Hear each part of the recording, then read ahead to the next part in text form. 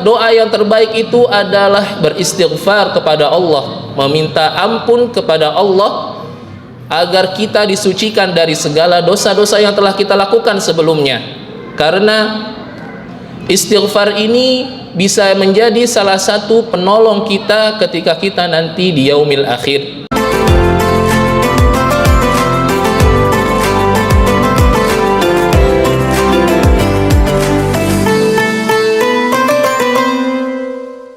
Assalamualaikum warahmatullahi wabarakatuh. Alhamdulillah wassalatu wassalamu ala Rasulillah wa ala alihi wa sahbihi wa mawala. Wala hawla wala quwwata illa billah, amma ba'd. Puji syukur kita kehadirat Allah Subhanahu wa taala yang hingga hari ini di malam yang ke-16 ini masih memberikan kita kekuatan untuk menjalankan ibadah puasa dan juga memudahkan langkah kaki kita untuk menuju masjid yang tercinta ini dalam rangka menjalankan sholat isya dan sholat tarawih berjamaah. Semoga Allah selalu melimpahkan pahala dan keberkahan kepada kita selama di bulan Ramadan ini dan juga di hari-hari berikutnya. Amin ya rabbal alamin. Salawat serta salam semoga selalu tercurahkan kepada baginda alam Nabi besar Muhammad sallallahu alaihi wasallam beserta para keluarganya, para sahabatnya, para pengikutnya, dan mudah-mudahan kita termasuk di dalamnya dan yang berhak mendapatkan syafaatnya di yaumil akhir kelak. Amin ya rabbal alamin. Ma'asyiral muslimin, jamaah salat isya dan salat tarawih yang dirahmati oleh Allah Subhanahu wa taala, sejatinya bulan Ramadan ini hendaknya kita jadikan suatu momentum untuk memperbanyak pundi-pundi doa yang kita panjatkan kepada Allah Subhanahu wa taala dan juga memperkaya segala lantunan doa yang ditujukan kepada Allah Subhanahu wa taala agar kita mendapatkan kemudahan dan keselamatan baik di dunia maupun di akhirat. Ma'asyiral muslimin rahimakumullah, Allah Subhanahu wa taala telah mengisyaratkan di dalam surah Al-Baqarah ayat 186 bahwasanya ibadah atau syariat puasa di bulan Ramadan ini juga di dalamnya terdapat rangkaian ibadah-ibadah yang lainnya, tanpa terkecuali adalah isyarat dari Allah Subhanahu wa taala kepada kita untuk memaksimalkan intensitas doa kita di hari-hari di bulan Ramadan, sebagaimana yang disampaikan di dalam firman-Nya yang berbunyi, a'udzu billahi minasyaitonir rajim, wa idza salaka ibadi anni fa inni qarib ujibu da'watad da'i idza da'an falyastajibu li wal yu'minu bi la'allahum yarshudun.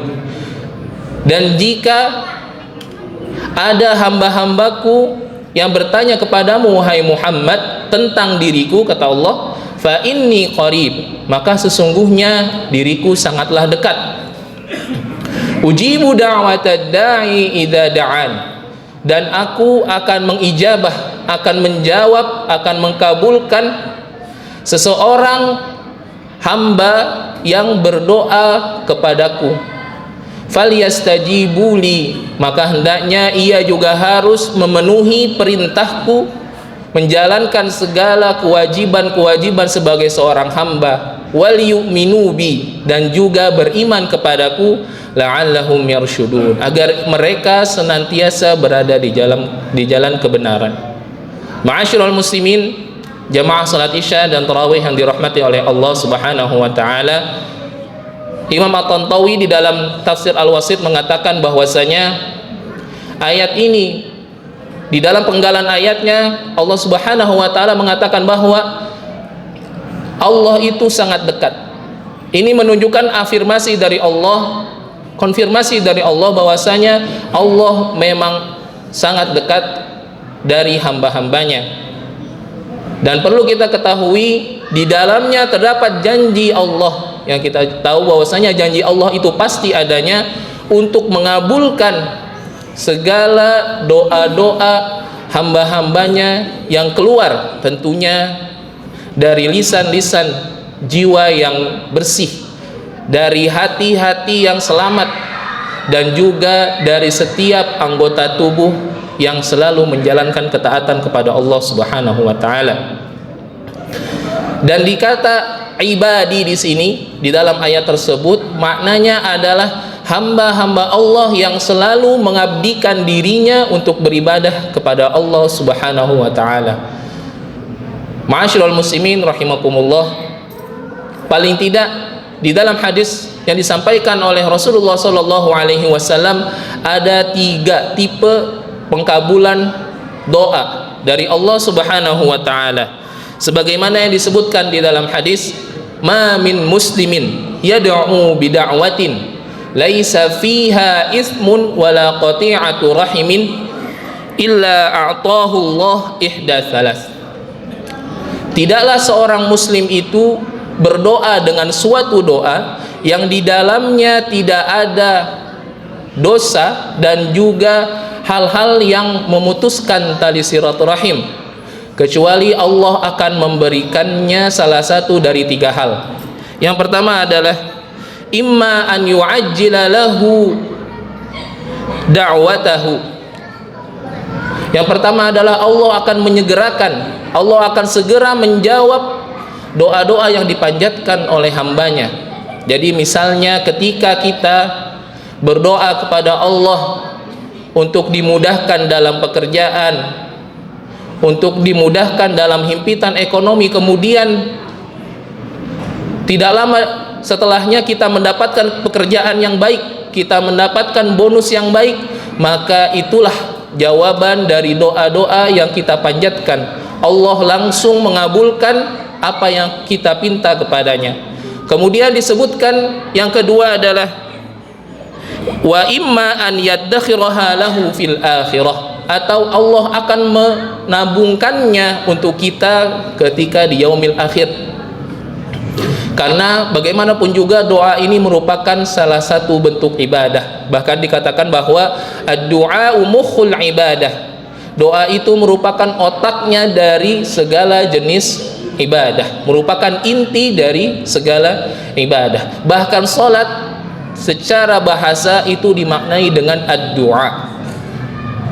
Jadi ketika kita memanjatkan doa kepada Allah, lalu kita merasa bahwa Allah belum mengabulkan doa kita secara kontan, secara langsung dalam waktu yang dekat, maka bisa jadi doa-doa kita akan ditabung untuk pemberat timbangan kita ketika di yaumil akhir.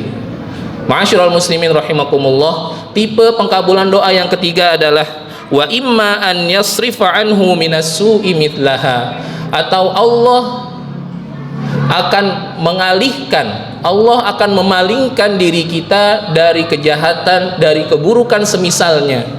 Misalnya kita berdoa kepada Allah untuk diberikan kesehatan, untuk diberikan panjang umur, tapi ternyata kita masih ditimpakan rasa sakit. Namun di balik itu pasti ada hikmahnya. Kita hendaknya harus bersyukur bahwasanya Allah masih memberikan kita penyakit yang masih ada obatnya. Kita masih diselamatkan oleh Allah ketika kita dalam melakukan perjalanan. Allah menyelamatkan kita dari kecelakaan, Allah menyelamatkan kita dari segala mara bahaya. Dan inilah bentuk doa yang ketiga, pengkabulan doa yang ketiga, yaitu diselamatkannya kita dari segala keburukan semisalnya. Ma'asyiral muslimin rahimakumullah, perlu kita ketahui bahwasanya doa yang hendaknya kita panjatkan di bulan Ramadan haruslah doa-doa yang terbaik dari diri kita. Dikatakan bahwa doa yang terbaik itu adalah beristighfar kepada Allah, meminta ampun kepada Allah agar kita disucikan dari segala dosa-dosa yang telah kita lakukan sebelumnya. Karena istighfar ini bisa menjadi salah satu penolong kita ketika kita nanti di yaumil akhir. Ma'asyiral muslimin rahimakumullah, ada sebuah kisah. Dikatakan bahwasanya salah satu imam mazhab, yaitu Imam Ahmad bin Hanbal, beliau di suatu hari tiba-tiba merasa rindu akan suatu tempat, merasa rindu akan tempat yang bernama Basrah. Basrah ini posisinya ada di Irak. Beliau pada saat itu berada di kota Baghdad. Kemudian Karena rasa rindunya itu akhirnya ia melakukan perjalanan sendiri menuju kota Basrah. Sesampainya ia di kota Basrah, ia singgah di waktu Isya di suatu masjid untuk melaksanakan sholat Isya dan berniat mabit atau bermalam di masjid tersebut. Namun ternyata marbotnya atau ketua DKM-nya di sana tidak memperkenankan Imam Ahmad bin Hambal untuk menginap di masjid tersebut, sehingga mau tidak mau harus mengusirnya dari masjid.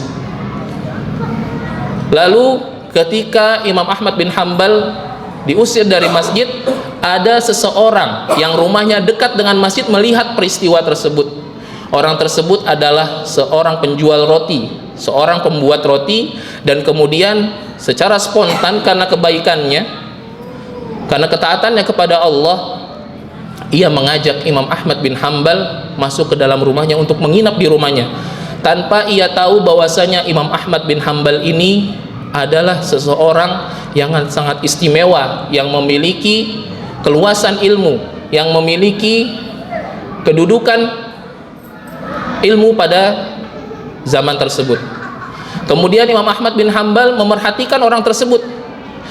Ketika ia sedang membuat roti, ia tidak lepas dari istighfar kepada Allah. Bibirnya selalu dibasahi oleh istighfar kepada Allah. Ketika ia membuat roti, ketika ia mencetak rotinya, ia selalu membasahi lidahnya dengan mengucapkan kalimat istighfar. Ia tidak berhenti melakukan hal tersebut kecuali Imam Ahmad bin Hambal mengajaknya berbicara. Kemudian Imam Ahmad bin Hambal pun lantas bertanya kepadanya, "Sejak kapan engkau melakukan ibadah ini?" Kemudian orang tersebut berkata, "Aku melakukannya selama 30 tahun." Ia senantiasa beristighfar. Lalu, apa hasil daripada istighfarmu ini? Kemudian apa kata pembuat roti tersebut? "Doaku tidak ada satupun yang tidak dikabulkan oleh Allah Subhanahu wa ta'ala, kecuali hanya satu, yaitu bertemu dengan Imam Ahmad bin Hambal." Sehingga pada saat itu Imam Ahmad bin Hambal pun bertakbir seraya memeluk pembuat roti itu, yang tanpa disengaja kerinduannya ini sebenarnya adalah untuk bertemu dengan pembuat roti tersebut. Maka dari itu hendaknya kita selaku muslim harus memunajatkan doa-doa yang terbaik untuk kita. Ya paling tidak kita selalu membasahi bibir kita untuk beristighfar kepada Allah. Dan semoga di bulan yang penuh rahmat ini, di bulan yang penuh maghfirah ini, kita menjadi hamba-hamba yang ketika lulus dari bulan Ramadan mendapatkan pengampunan Allah Subhanahu wa ta'ala. Barakallahu li wa lakum, wabillahi taufiq wal hidayah. Wassalamualaikum warahmatullahi wabarakatuh.